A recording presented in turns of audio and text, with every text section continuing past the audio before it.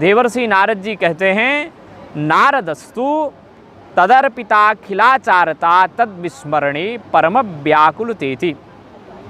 नारद जी का मत है कि भगवान समस्त कर्मों को, व्यक्ति कर्म करे लेकिन उन कर्मों को भगवद अर्पण कर दे। शास्त्रोक्त जितने भी कर्म हैं, जिसको भगवान ने भगवद गीता में भी बताया है, उन्हीं को देवर्षि नारद अपने मत में प्रस्तुत कर रहे हैं कि सारे कर्मों को, सब प्रकार के कर्मों को, शास्त्रोक्त विधि के अनुसार किए गए कर्मों को भगवान के अर्पण करना भक्ति है। और दूसरी बात, तद विस्मरणे परम व्याकुलतेति, शास्त्रोक्त कर्मों को भगवद अर्पण करना यह भक्ति है नारद जी के मत में। और भगवान का विस्मरण हो जाना, भगवान की स्मृति न रहने पर परम व्याकुल हो जाना, आकुल व्याकुल हो जाना, यह भक्ति है। तद विस्मरणे, तद मने कृष्णस्य विस्मरणे, रामस्य विस्मरणे, शिवस्य विस्मरणे, ब्रह्मस्य विस्मरणे, उस ब्रह्म के विस्मरण होने पर परम व्याकुल हो जाना, ये नारद जी के मत में भक्ति है।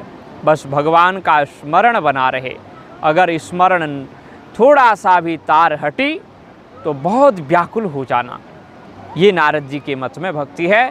उसके बाद देवर्षि नारद कहते हैं, अस्त्यैवम एवं, ठीक ऐसा ही है, यही भक्ति का स्वरूप है। यहाँ पे देवर्षि अपना मत प्रस्तुत करके इस पे छाप लगा दे रहे हैं कि ये अत्यंत पुष्ट विषय है, बहुत चिंतन करने के बाद मैंने बताया है, ऐसा देवर्षि नारद कह रहे हैं।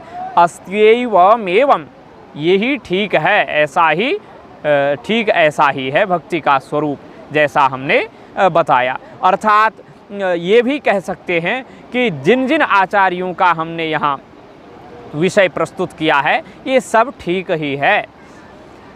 और देवर्षि नारद जी ने जो भक्ति का स्वरूप बताया, उसके लिए वो उदाहरण ढूंढते हैं। उदाहरण कहते हैं, यथा ब्रज गोपिका नाम, जो भगवान की भक्ति देवर्षि नारद जी ने प्रस्तुत की, देवर्षि नारद जी ने जिसको परिभाषित किया कि नारदस्तु तदर्पिता खिलाचारता तद विस्मरणे परम व्याकुलतेति, तो इसमें जो है, जो सब शास्त्रोक्त कर्म के भगवद अर्पण कर दे और भगवान का विस्मरण हुआ तो परम व्याकुलता होगी।